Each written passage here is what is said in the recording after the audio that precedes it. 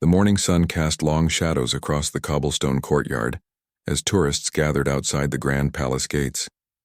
Among them stood Thomas Wellington, a man whose expensive suit and polished shoes spoke of wealth and privilege.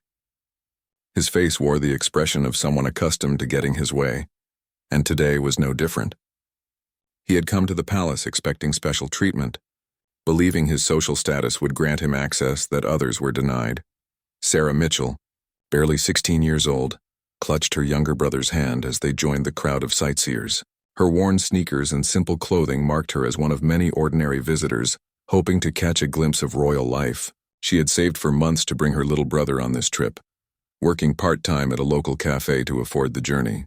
The girl's eyes sparkled with excitement as she pointed out the magnificent architecture to her brother, explaining the history she had read about in library books. Behind the ornate iron gate stood Sergeant James Crawford, a 28-year-old royal guard with 12 years of military service. His red uniform was immaculate, his posture rigid, and his expression neutral as protocol demanded. James had grown up in a working-class family and understood the value of hard work and respect.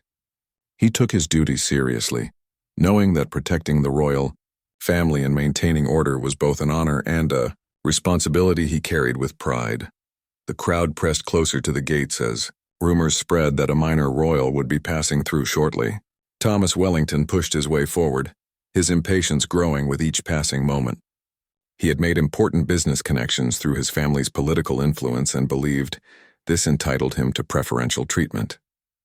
When a palace official politely explained that all visitors must wait behind the designated barriers, Thomas's frustration began to show.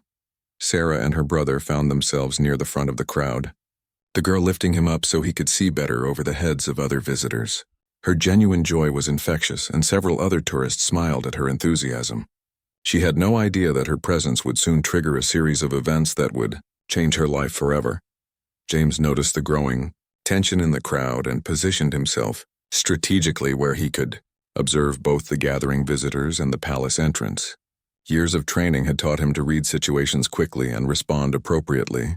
He watched Thomas Wellington's increasingly aggressive behavior with growing concern, noting how the man's entitled attitude was beginning to affect those around him.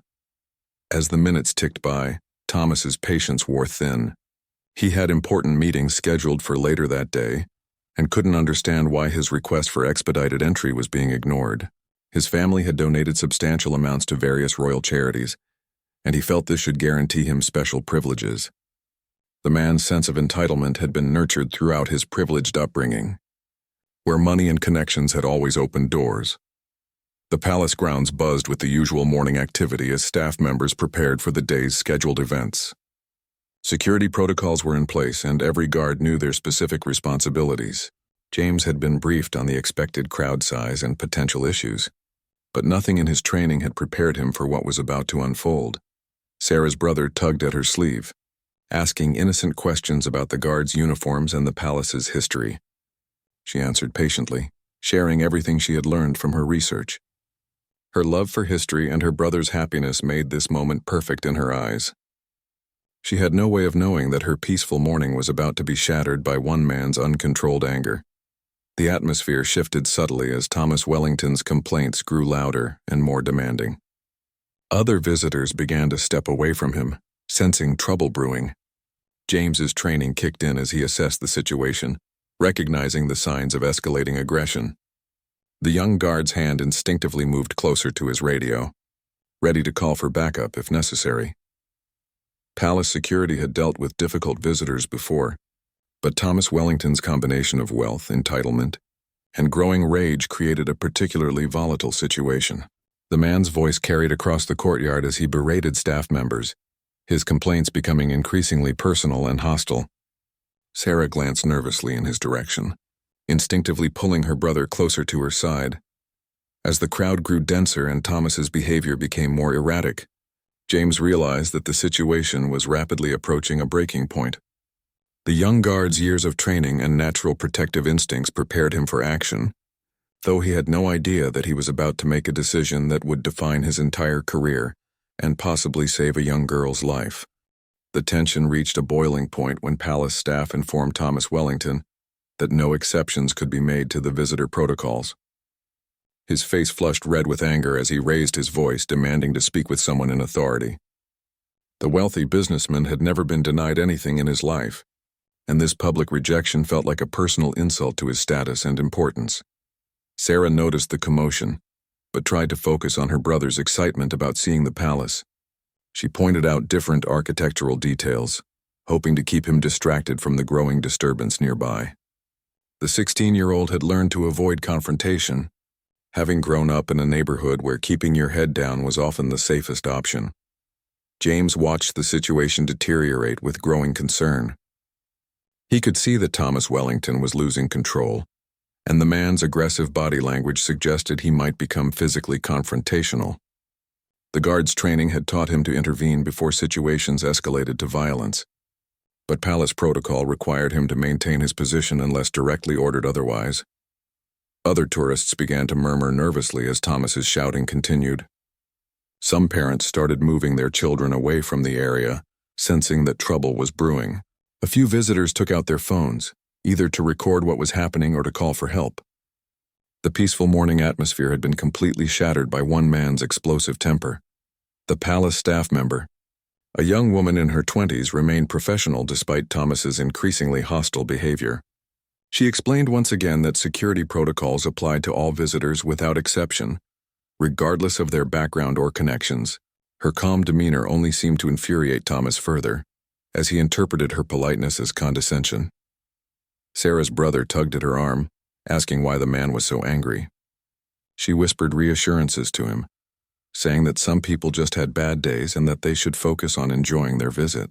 The girl's protective instincts toward her younger sibling were strong, and she began considering whether they should move to a different area of the courtyard. James recognized the signs of imminent violence from his military training. Thomas Wellington's fists were clenched, his breathing was rapid and shallow, and his eyes had taken on a wild appearance that suggested he was beyond rational thought. The guard knew he needed to be ready to act quickly if the situation escalated further. The crowd's mood shifted from curious to concerned as Thomas's threats became more specific and personal. He began making references to his political connections and implied that the staff member would face consequences for her refusal to accommodate him. His sense of entitlement had transformed into something darker and more dangerous. Palace security protocols were clear about maintaining order, but they also emphasized the importance of protecting all visitors, especially children.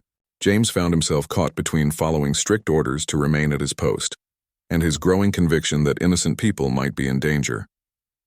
The young guard had joined the royal service partly because of his desire to protect others. Sarah decided it was time to move her brother to a safer location, but the crowd had pressed in around them, making movement difficult. She felt trapped as Thomas Wellington's rage continued to build, and she began to worry that his anger might spill over onto innocent bystanders. Her maternal instincts toward her brother intensified her anxiety. The palace staff member finally called for additional security, but it would take several minutes for backup to arrive. Thomas Wellington seemed to take this as a sign of weakness, and his verbal attacks became even more vicious. He stepped closer to the young woman, invading her personal space in a clearly threatening manner. James made a critical decision to move slightly closer to the confrontation, while still maintaining the appearance of following protocol. He positioned himself where he could intervene quickly if necessary, though doing so would mean breaking the strict rules about maintaining his assigned position. The guard's moral compass was pointing him toward action. Other tourists began backing away more urgently as Thomas Wellington's behavior became increasingly erratic. Some called out for security, while others simply fled the area entirely. The atmosphere had become electric with tension, and everyone could sense that something terrible was about to happen. Sarah felt her brother's hand trembling in hers as the angry man's voice grew even louder. She whispered comforting words to him, but internally she was calculating their escape routes. The girl's protective instincts were in full alert mode, and she knew they needed to get away from the situation as quickly as possible. Thomas Wellington's final thread of self-control snapped when the staff member politely but firmly refused his demands one last time. His face contorted with rage, and he raised his hand in a threatening gesture. The wealthy man had crossed the line from verbal aggression to physical intimidation, and everyone in the courtyard could see that violence was imminent. Thomas Wellington's rage exploded into action as he lunged forward toward the palace staff member. But in his blind fury, he miscalculated his direction and instead found himself charging towards Sarah and her little brother, who were standing nearby trying to back away from the commotion. The girl saw him coming and instinctively pushed her brother behind her, preparing to take the full force of whatever was about to happen. James witnessed the moment when everything went wrong. His military training kicked in as he saw the immediate danger to the innocent children. Without hesitation, he abandoned his post and sprinted toward the unfolding disaster, knowing that every second counted. The young guard's protective instincts overrode years of rigid protocol training as he focused solely on preventing harm to the vulnerable. The crowd screamed as Thomas raised his hand to strike Sarah, who stood frozen with terror but determined to shield her brother. She closed her eyes and braced for impact, her only thought being to protect the little boy cowering behind her. The 16-year-old's courage in that moment was remarkable, as she chose to face danger rather than abandon someone she loved. James reached the scene just as Thomas's hand came down towards Sarah's face. The guard threw himself between them, catching the full force of the blow meant for the girl. The impact sent James staggering backward, but he maintained his footing and immediately positioned himself as a human shield between Thomas Wellington and the frightened children. Thomas Wellington stood momentarily stunned, realizing that he had just struck a royal guard instead of his intended target. His business suit was disheveled, his face was red with exertion and anger, and his eyes held a mixture of rage and sudden fear as he comprehended the magnitude of what he had done. Attacking a member of the royal guard was a serious criminal offense. Sarah stared in amazement at the guard who had just saved her from certain injury. James's face showed the pain from the blow he had taken, but his expression remained determined and protective. The girl had never seen such selfless bravery before, and she felt a surge of gratitude toward the stranger who had risked his career and safety for her and her brother. The courtyard erupted in chaos as other tourists realized what had happened. Some people were shouting for police, others were taking photos and videos with their phones, and parents were hurrying their children away from the dangerous situation. The peaceful morning had transformed into a scene of panic and confusion. James stood firm despite the throbbing pain in his jaw, where Thomas's blow had connected. His training had taught him to remain calm under pressure, and he used that training now to assess the ongoing threat. Thomas Wellington was clearly unstable and might attack again, so the guard maintained his protective stance in front of Sarah and her brother. Palace security officers finally arrived on the scene, having been alerted by the staff members' earlier call for help. They quickly surrounded Thomas Wellington, who began shouting about his rights and connections, demanding that they arrest the guard instead of him. His sense of entitlement remained intact even after his violent outburst. Sarah's brother peeked out from behind his sister, his young eyes wide with fear and confusion. He asked Sarah if the nice guard was hurt and whether they were safe now. The girl reassured him while keeping her own eyes on James, worried about the injury he had sustained while protecting them. She wanted to thank him but wasn't sure if she should speak to him while he was on duty. James ignored the pain in his face and focused on ensuring that the children remained safe. He maintained his position between them and Thomas Wellington until backup security arrived and took control of the situation. The young guard's actions had been instinctive and immediate, driven by his moral conviction rather than any consideration of consequences. Other royal guards arrived to assist with crowd control and to assess what had happened to their colleague. James would need to explain why he had abandoned his post, but his fellow guards could see the evidence of what had occurred and understood that he had acted to protect innocent civilians from harm. Thomas Wellington continued his protests as security officers restrained him, insisting that his attack on the guard was justified and that he was being treated unfairly. His wealthy background had insulated him from consequences for so long that he seemed genuinely surprised by the serious response to his violent behavior. The crowd began to settle as security took control of the situation, but many tourists remained to witness the aftermath of the dramatic events. Some approached James to express their admiration for his actions, while others checked on Sarah and her brother to ensure they were unharmed. Sarah finally found her voice and spoke to James, thanking him for protecting them. Her words were simple but heartfelt, expressing gratitude that came from deep within her heart. The young guard nodded in acknowledgement, still focused on his duty but clearly moved by her sincerity. Neither of them realized that this moment would mark the beginning of a story that would soon capture the attention of people around the world. Within minutes of the incident, videos captured by tourists began spreading across social media platforms like wildfire. The footage clearly showed Thomas Wellington's aggressive approach towards Sarah and her brother, followed by James Crawford's heroic intervention. Comments poured in from viewers around the world, praising the guard's courage and condemning the wealthy man's violent behavior toward innocent children. News reporters arrived at the palace within hours, having been alerted by the viral social media posts. They interviewed witnesses who described James's selfless actions and Sarah's brave attempt to protect her younger brother.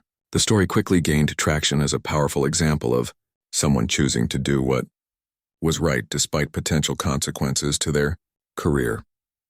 James found himself facing a disciplinary hearing later that same day. His commanding officers needed to address the fact that he had abandoned his assigned post, regardless of the heroic nature of his actions. Palace protocol was strict and clear, and breaking ranks could not be overlooked simply because the outcome was positive.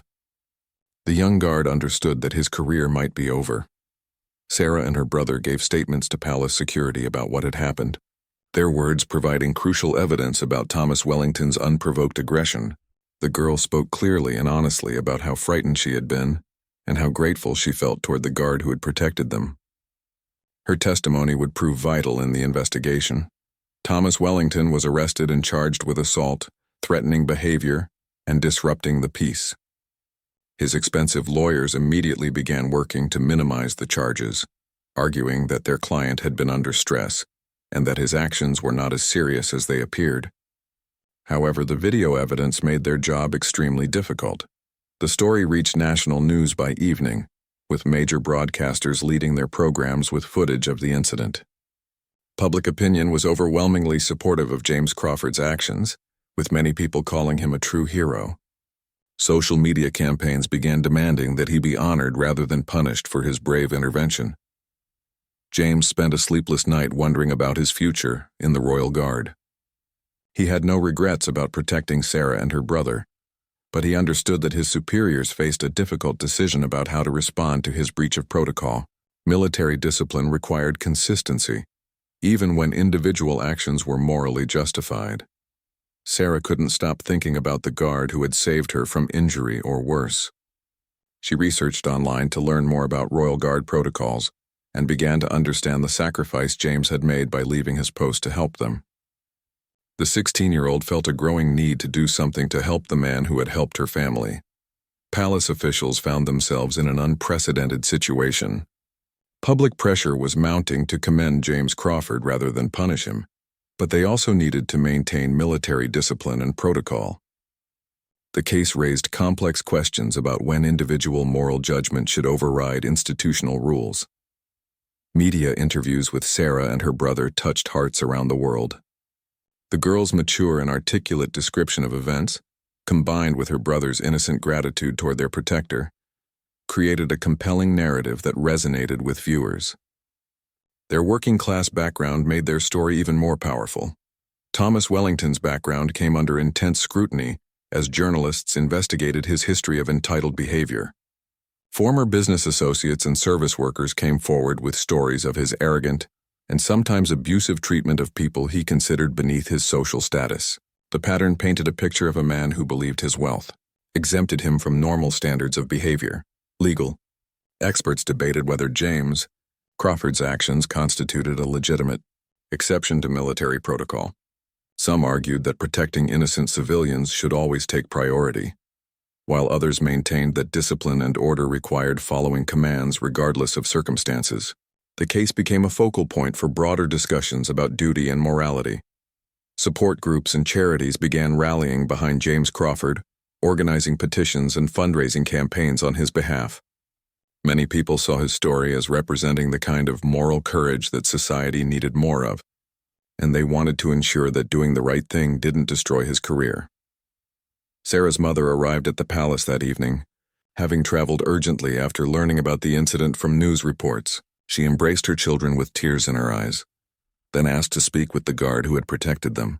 Palace officials explained that James was under investigation and couldn't receive visitors, but they promised to pass. Along her message of gratitude, the incident sparked wider conversations about security protocols at tourist attractions and the balance between maintaining order and protecting visitors from dangerous individuals. Experts questioned whether existing procedures were adequate to handle situations like the one that had unfolded that morning. As the day ended, 3 lives had been forever changed by a few seconds of violence and heroism outside the palace gates. Thomas Wellington faced serious legal consequences for his actions. Sarah and her brother had experienced both terror and the kindness of a stranger, and James Crawford awaited a decision that would determine his future. None of them could have predicted how far the ripple effects of that morning would ultimately spread. The palace woke to unprecedented public pressure as thousands of messages flooded in supporting James Crawford. Social media campaigns with hashtags like HeroGuard and Protect the Protector trended globally, with celebrities, politicians, and ordinary citizens calling for him to be honored rather than disciplined. The story had captured international attention as a symbol of moral courage triumphing over rigid bureaucracy. Sarah Mitchell made a decision that surprised even her own family. The 16-year-old wrote a heartfelt letter to the palace officials, describing in detail how James had saved her and her brother from serious harm. She explained that she understood the guard had broken rules to help them, and she begged the authorities not to punish someone who had shown such courage and kindness. James reported for duty despite uncertainty about his future, maintaining his professional demeanor, even as fellow guards expressed their support for his actions. Many of his colleagues privately admitted they would have done the same thing in his situation, though they understood the difficult position it put their commanding officers in regarding discipline and protocol. The palace received an unexpected visitor when Sarah's mother requested a formal meeting with senior officials. The working-class woman had taken time off from her job to travel back to the palace, determined to speak up for the man who had protected her children. Her emotional testimony about James's heroism moved even the most protocol-focused administrators. Thomas Wellington's legal troubles intensified as more witnesses came forward, with evidence of his threatening behavior throughout the morning. Video analysis revealed that he had been aggressive and confrontational long before the actual assault, establishing a pattern of escalating violence that supported serious charges against him. International news outlets picked up the story, framing it as a modern fairy tale about a brave guard protecting innocent children from a privileged aggressor. The narrative resonated across cultures, with people seeing it as a story about standing up to bullies and protecting the vulnerable, regardless of social status or personal cost. Palace lawyers worked frantically to find precedents for James's situation, searching through decades of military justice cases for examples of guards who had broken protocol for moral reasons. They discovered several historical instances where exceptional circumstances had led to modified punishments or even commendations for rule-breaking. Sarah started an online petition supporting James Crawford, which gathered over 50,000 signatures within 24 hours. Her articulate writing and genuine gratitude touched readers around the world, many of whom shared stories of times when strangers had helped them in dangerous situations. The campaign became a movement celebrating everyday heroism. James's family learned about the incident through news reports, as he had been too focused on the investigation to call them immediately. His parents expressed pride in their son's actions, while worrying about the potential consequences to his career. They had raised him to stand up for others, and seeing him live those values publicly filled them with emotional pride. Media experts analyzed why the story had captured such widespread attention, concluding that it represented fundamental values that transcended national and cultural boundaries. The image of a uniformed guard protecting defenseless children from an entitled aggressor struck a chord with people who felt that society needed more examples of moral courage. Behind the scenes, palace officials engaged in intense discussions about how to handle the unprecedented situation. Some argued for strict adherence to protocol, while others recognized that punishing James harshly could damage the institution's reputation and contradict the values they claimed to represent. Thomas Wellington's employers began distancing themselves from him as the public backlash intensified. Business partners expressed concerns about being associated with someone who had attacked children, and several organizations quietly removed his name from board positions and charity roles. His privileged position was rapidly crumbling under the weight of public condemnation. Child safety advocates embraced the story as an example of how adults should respond when they see young people in danger. They used James's actions to promote awareness about bystander intervention and the importance of putting children's welfare above other considerations, even professional ones. Sarah's school friends rallied around her, amazed that their classmate had become the center of an international news story. Teachers used the incident as a discussion point about courage, moral decision-making, and how ordinary people can make extraordinary differences in critical moments. The Palace gift shop reported unprecedented sales of items related to the royal guards as public fascination, with their service intensified. Many visitors specifically asked to see the location where James Crawford had made his heroic stand, turning the spot into an unofficial monument to moral courage. As the second day after the incident drew to a close, the pressure for a decision about James's fate had reached a boiling point. Palace officials knew that their choice would be scrutinized by millions of people worldwide and could set important precedents for how institutions balance rules with human decency. The weight of that responsibility was enormous, and everyone involved understood that the next 24 hours would be crucial for determining how this modern fairy tale would end. The third morning brought an announcement that stunned everyone following the story. Palace officials called a press conference to reveal their decision about James Crawford's fate, drawing hundreds of reporters and thousands of supporters who had gathered outside the gates. Sarah and her family were among those in the crowd, having traveled back to learn the outcome of their campaign to save the guard's career. A senior palace official stepped forward to address the assembled crowd, beginning with a detailed explanation of Royal Guard protocols and the importance of military discipline. For several tense minutes, his words seemed to suggest that James would face serious punishment for breaking ranks, causing worried murmurs among the supportive crowd gathered below. James stood at attention in his dress uniform, prepared to accept whatever consequences his actions had earned. The young guard had made peace with potentially losing his career, knowing that he had acted according to his conscience and moral values. His family stood proudly in the crowd, ready to support him regardless of the official decision. The announcement took a dramatic turn when the official revealed that after careful consideration of all evidence and circumstances, the palace had decided not only to clear James of wrongdoing, but to commend him for exceptional service. The crowd erupted in cheers as he explained that protecting innocent civilians was considered a fundamental duty that superseded normal protocol restrictions. Sarah burst into tears of joy and relief, hugging her brother and mother as they celebrated the news. The 16-year-old felt vindicated in her belief that good people should be rewarded for doing the right thing, and she was overwhelmed with gratitude that her letter and petition had contributed to saving James's career. The official announcement went further than anyone had expected, revealing that James Crawford would receive a special commendation for valor and would be promoted to a more senior position within the Royal Guard. His actions had been deemed exemplary of the courage and moral character expected from those who served in protection of the royal family and the public. Thomas Wellington, watching the press conference from his holding cell, faced the reality that his moment of violence had not only destroyed his own reputation, but had also elevated his victim to hero status. His lawyers continued working on his defense, but public opinion had turned so decisively against him that their job seemed nearly impossible.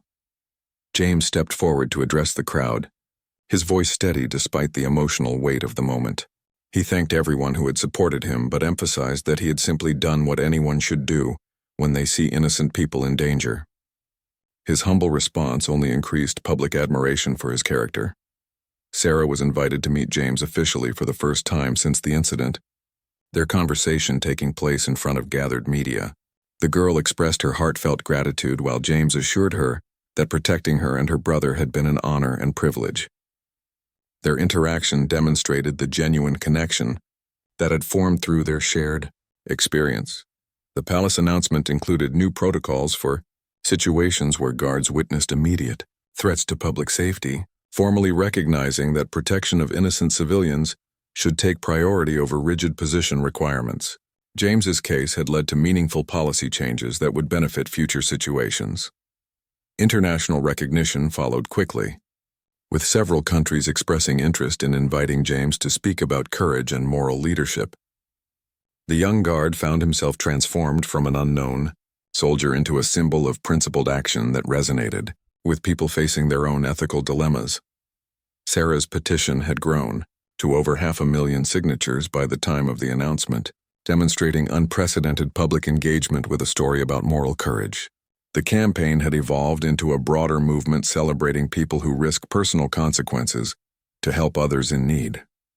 Thomas Wellington's trial date was set for the following month, with prosecutors confident that video evidence and witness testimony would lead to conviction on multiple charges. His fall from privilege to public disgrace had been swift and complete, serving as a cautionary tale about the consequences of entitled behavior and violence. The incident sparked academic discussions about bystander intervention, institutional flexibility, and the balance between rules and moral judgment. Universities began using the case study in courses about ethics, leadership, and social responsibility, ensuring that the lessons would reach future generations.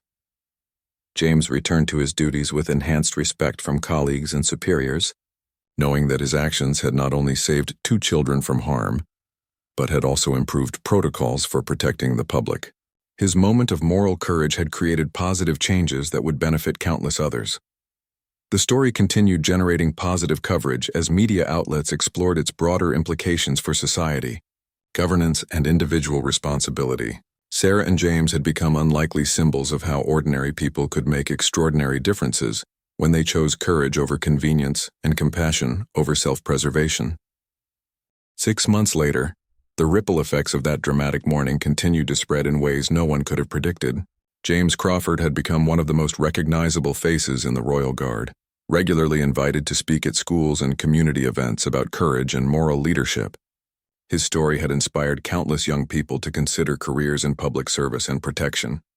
Sarah Mitchell had returned to her normal life as a student, but the experience had changed her profoundly. She had started volunteering with organizations that supported vulnerable children and had decided to pursue a career in social work. The 16-year-old often reflected on how one moment of violence had led to so many positive changes in her life and the lives of others. Thomas Wellington had been convicted on all charges and sentenced to community service, anger management classes, and substantial fines. His business empire had largely collapsed as partners and clients distanced themselves from his toxic reputation. The case had become a textbook example of how privilege could not protect someone from the consequences of violent behavior. The Palace implemented the new protection protocols that had grown out of James's case, training all guards on when and how to intervene in situations involving public safety. Several other incidents had already been handled more effectively because of these improved procedures, validating the decision to change long-standing policies. James received a letter from a young boy in another country who had been inspired by his story to stand up to bullies at his school. The guard realized that his actions had created a wave of positive influence that extended far beyond that single morning at the palace gates. He kept the letter on his desk as a reminder of why his work mattered. Sarah maintained correspondence with James, updating him on her studies and volunteer work while he shared stories about his speaking engagements and continued service. Their friendship had grown from their shared experience, and both credited the other with helping them become better people through their connection. The anniversary of the incident was marked by a special ceremony at the palace, where James received a permanent commendation and Sarah was recognized as a young citizen of exceptional character. The event drew international media attention and renewed discussions about moral courage and standing up for what is right. A documentary about the incident was produced and aired globally, featuring interviews with all the key participants except Thomas Wellington, who declined to participate. The film explored themes of privilege, protection, and the power of individual actions to create social change, winning several awards for its compelling storytelling. James's promotion had led to increased responsibilities, training new guards and developing improved safety protocols. He often used his own experience as a teaching example, showing recruits that their highest duty was protecting innocent people, rather than simply following orders without thinking about consequences. Sarah's college application essay focused on the lessons she learned about courage and compassion from witnessing James's heroic actions. Her powerful writing about the experience helped her gain admission to a prestigious university where she planned to study social justice and child advocacy. The spot where the incident occurred had become a popular stop for palace tours, with guides sharing the story as an example of modern heroism. Visitors often left flowers or notes thanking James for his service, and the palace had installed a small plaque commemorating the importance of protecting the vulnerable. Thomas Wellington had largely disappeared from public view, reportedly living quietly while working to rebuild his reputation through charity work and community service. His lawyers suggested that he had learned valuable lessons about humility and respect for others, though public opinion remained skeptical about his sincerity. The broader impact of the story continued through academic studies, policy discussions, and cultural references that used James and Sarah's experience as a touchstone for conversations about moral decision-making. Their names had become synonymous with doing the right thing despite potential personal costs. James often spoke to young audiences about the importance of trusting their instincts when they see others in danger, encouraging them to act with courage and compassion. He emphasized that heroism wasn't about seeking attention or glory, but about making split-second decisions to help others when it mattered most. As the months passed, both James and Sarah had grown into their roles as unlikely public figures, using their platform to promote positive values and encourage others to stand up for justice. The morning that had started with violence and fear had transformed into an ongoing story of hope, courage, and the power of individuals to create meaningful change in the world.